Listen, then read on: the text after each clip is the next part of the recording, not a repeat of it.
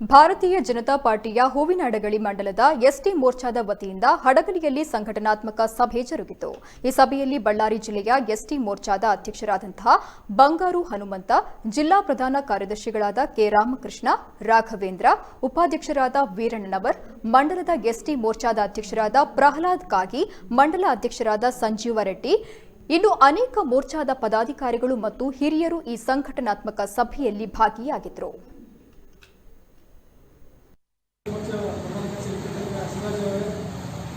ಜಿಲ್ಲೆಯ ಮೋರ್ಚಾ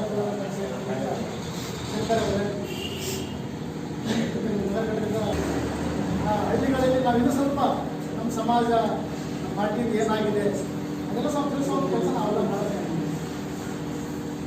ನಮ್ಮ ಈಗ ಪ್ರಸ್ತಾಪಿತ ಅಣ್ಣರಂಗೆ ವಾಲ್ಮೀಕಿ ಜಯಂತಿಯನ್ನು ಮಾಡಬೇಕಾದ್ರೆ ಯಡಿಯೂರಪ್ಪ ಸರ್ಕಾರ ಬರಬೇಕಾಗಿದೆ. ಯಾವ ವಾಲ್ಮೀಕಿ